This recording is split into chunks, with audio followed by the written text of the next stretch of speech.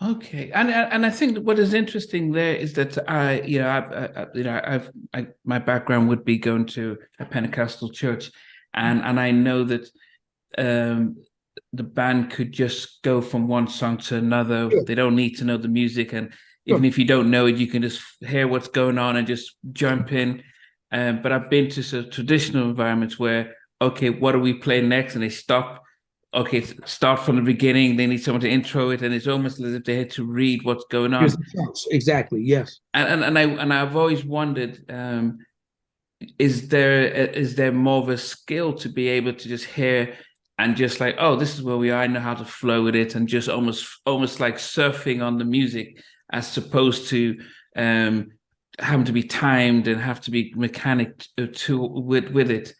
I, Um, that's a great man. That's a beautiful question. I'm so glad you asked it because I think it's 50-50.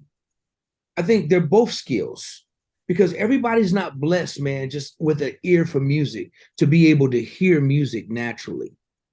In commercial pop music, I would say probably 75 to 80 to 95% of the musicians probably are not readers just because, especially now with the technology, mm, now you can take your phone and make beats, and these kids, it's just a plug and play method. So the theory part is not really, even more so now, is not that important to them, yeah. right?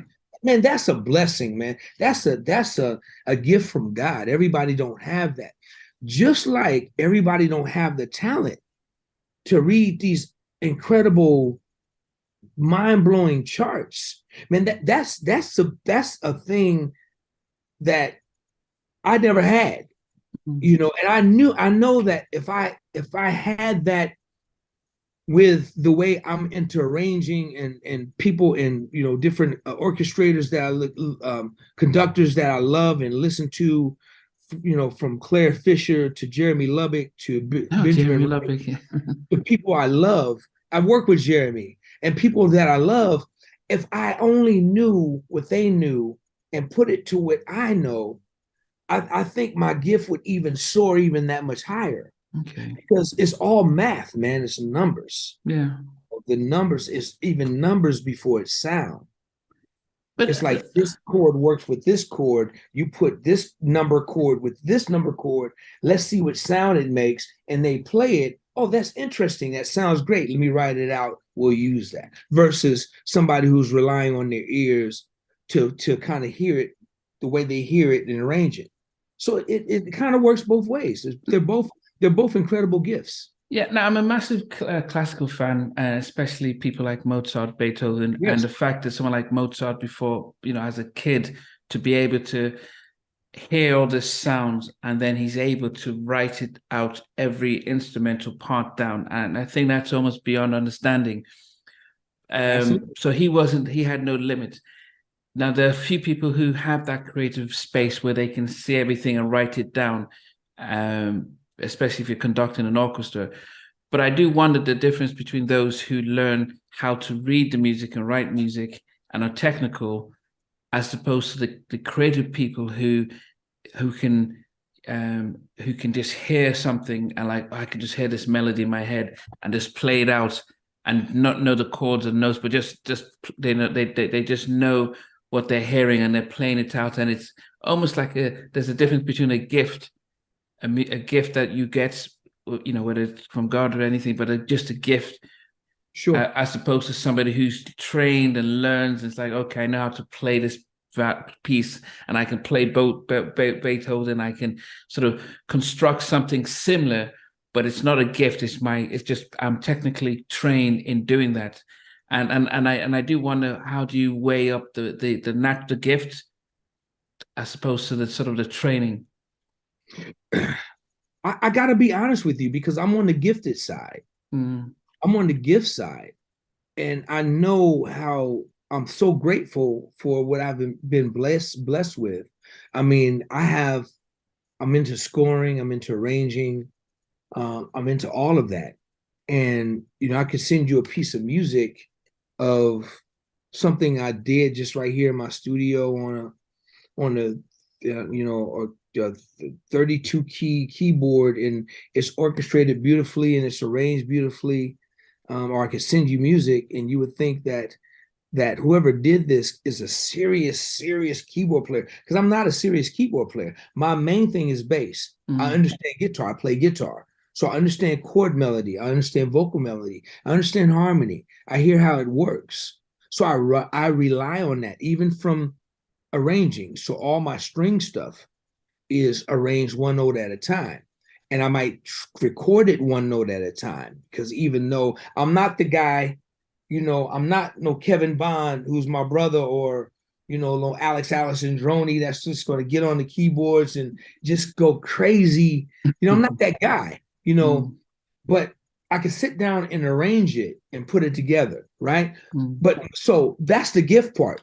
So I only wish that, and if I had that theory side, because I listened to everybody you just named, and I'm thinking like, oh my favorite in the world is Claire Fisher. He's my most favorite. Just then second, maybe it's either Jeremy Lubbock or Benjamin Wright. I'm not really sure, but Claire, who did all the Prince stuff and did just so great, just great.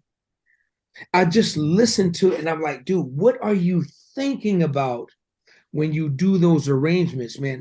What are you thinking about? Now, I've never set up, I don't have an orchestra. I'm not a conductor. And I love, there's a brother right now named Derek Hodge, man, who's a phenomenal musician, bass player that I'm watching from a distance. He's a good friend of mine. I just watch him and I admire him, what he's doing so much, because he's living that dream right now and conducting orchestras. And so that's something that I want to get into. And I'm praying to God that that I can get into it. I could, because if I could just take what I know and then add the theory part to what it is I'm doing, I think it could just really elevate my creativity and things I think about, and I'm able to hear different, because now I know what it is mathematically, from a number system, from the theory part, but not only that, from the ears part, because I'm thankful for the gift that God has blessed me with. Man, I've been touring. I was a tour musician for over 30 years, playing with so many different people, and no one has ever said, Derek, here's the chart song. They said, hey, bro, learn these songs off the album. And that artist wants you to learn them records exactly like them records. So if you're coming in there thinking you're just going to do what you want to do, you're going to be sent home real fast, my brother. So they want their records played like the records before you come chiming in thinking you're going to add you to it. No. Learn them dang records, bro. Because if not, you're going to be getting the early exit to the crib. And then once they give you some freedom to kind of like spread out a little bit, that's good. So that all comes from the gift of hearing. I tell people all the time, if you can hear it, you can play it. Yeah. Not if you can play it, you can hear it. But if you can hear it, if you can sing it, right? Even if you can't play a piano or a guitar, you can go to a piano and just do one note at a time and figure it out. So if you're singing the melody to A, B, C, D, E, F, G, if you can hear it, you should be able to go to that piano and find whatever key you're starting it in and sound it out slowly and carefully, and make sure you're playing the right notes. Star Spangled Banner, whatever, national anthem, whatever it is. If you can hear it, I tell everybody, if you can hear it, you can play it. And I stand by that. Yeah, and I guess my question then becomes, just because when I've been able to speak to, say, songwriters, so like a Timmy Gatlin, and when I spoke to him about creating the Guy album and I Like, or A Piece of My Love, and he's like, the words just came down to me and I just wrote it out in 5 minutes, and I'm like, but he said, look, I don't know how it happened. It was a gift from God. I just heard all the words and wrote it down. And then it almost, and even when I spoke to Malvin Riley Jr. about when he was writing all the hits for Ready for the World, he said he just sat by the piano and it just felt like he got like Neo from Matrix. It just downloaded. So it became a sense of, well, that seems like a gift that you just have, where there's an amazing creativity, but they're not working extra hard, thinking out one line, rating it out, and trying to move things around. And I wonder, when you're talking about moving to another level of being a conductor or an orchestra, and I'm like, well, if you've already have the inspiration of the music inside, when you partner up with somebody who knows how to, almost like if you're a script writer, and then you say, well, I here's the script, here's how I seen it, and then you get a director who says, well, I know how to get the people to interpret what you've said, as opposed to being a script writer then saying, well, I'm going to have to direct and produce. I mean, does that limit you to conduct an orchestra alongside somebody who knows how to take your words and then say, well, let me write it out for you as you speak, and I'll almost like a Aaron and Moses kind of thing. Like, sure. Well, dude, that's great, because they do have, like, the conductors might have somebody, and they have it there. There's a title, I can't think of it right now, that just basically score everything out, and then they give it to the conductor, where he doesn't have to do that part of the work, right? I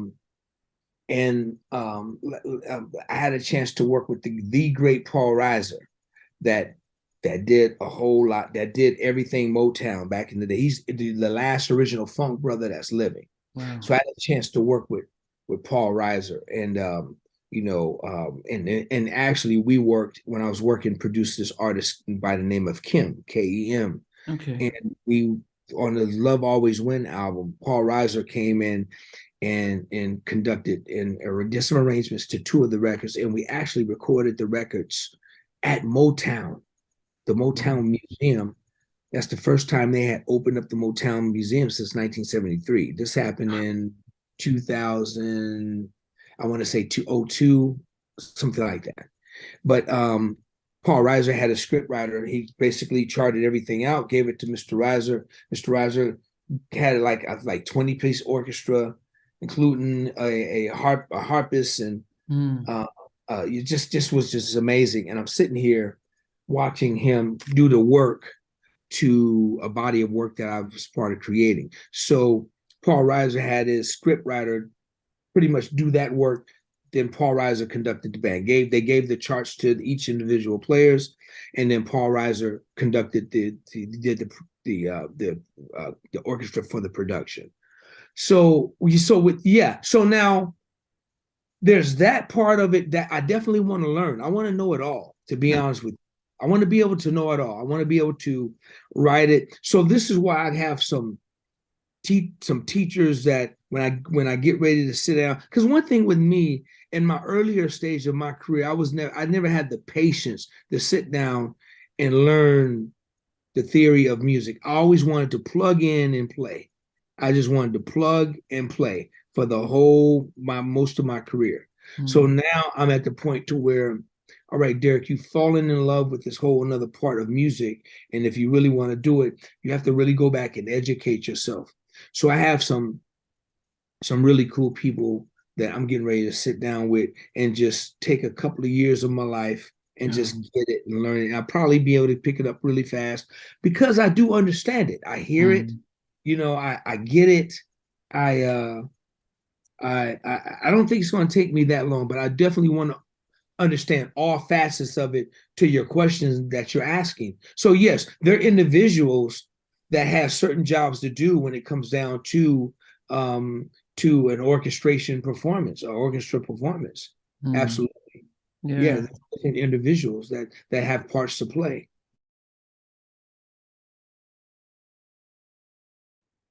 Hey guys, thanks for watching. Thanks for being part of the Halftime Chat community. Please remember to like, share, and subscribe.